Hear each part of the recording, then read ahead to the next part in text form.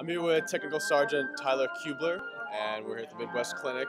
I'm just going to ask him about experience playing.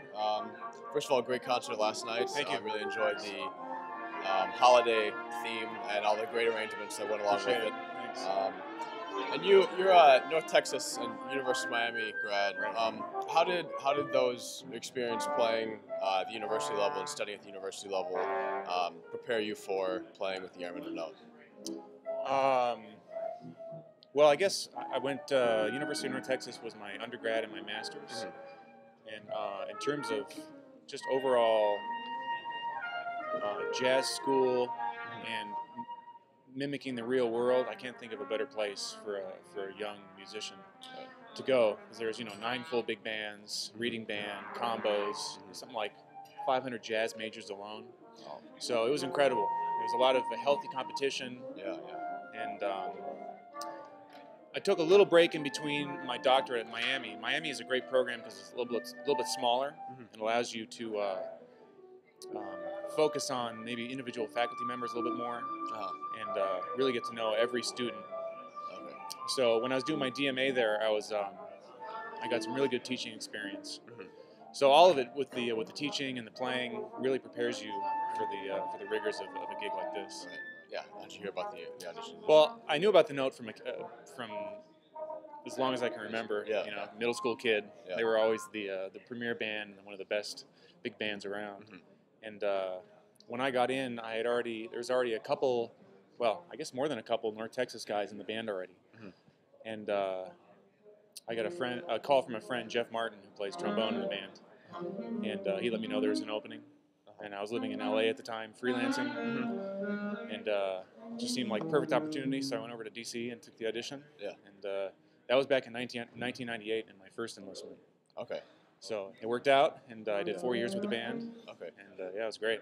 How were you? Were you officiated with the military before playing with the Airmen? Yeah, no affiliation.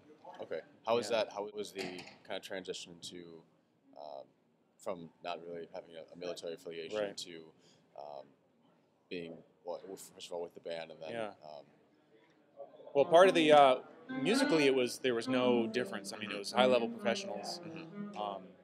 But military wise,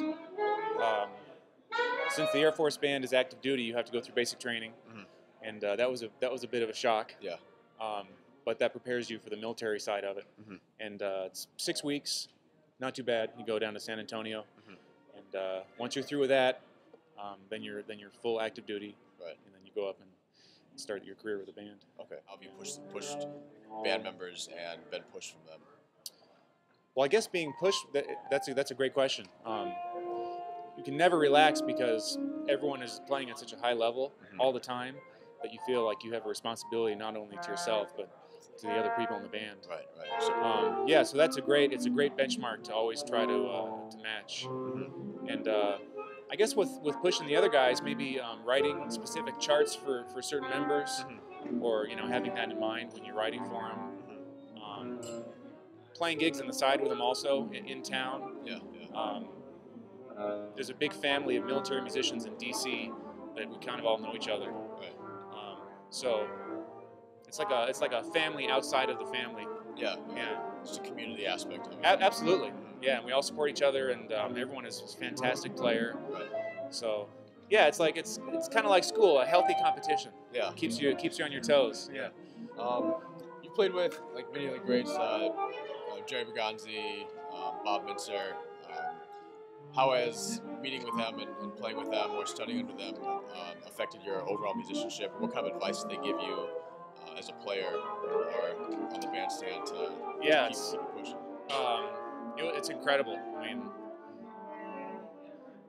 just even if they don't say anything specific to you, just the fact that they're there and they're showing you how to act and play as like the top level professional. And it seems like the best players are always the warmest and the most open and the most giving with their time. So yeah, getting the chance to even just share the stage with some of those guys has been completely life altering, because it's like really shows you what you can do if you put your mind to something. Yeah, it's been great. Specifically with the saxophone. Like pedagogical literature in terms of, that's a good question. I guess maybe number one in terms of just saxophone technique is top tones for the saxophone by Sigurd Rascher. Yeah. Just like in terms of, for me, like a daily routine to keep your throat and your voicing correct. That's been huge. Maybe not so many transcription books, because I've always been of the mind that you should transcribe your own stuff, put together your own body of work on that. Right. And maybe, I don't know, more so than the literature, maybe just the interaction with professors and teachers around the country. Everyone has their own books that they like to push. Right. I mean, you've got the Berganzi series and Lydian, chromatic approach, George Russell thing, and there's so much good stuff out there. Mincer has that whole series, Yeah. Coker. Yeah, Coker. I mean, all those cats. Gary Campbell. It's hard to pick out something. Yeah. How about like finding your own voice or searching? Like, oh man, believe in that? I'm still looking. That's hard. Yeah. That's really hard. Yeah. I guess that's the end goal, though, right, for all of us. Yeah. It seems like the greats. I ask that question a lot to like the masters when I get to see them perform or work with them, and it seems like they always say, start emulating the masters.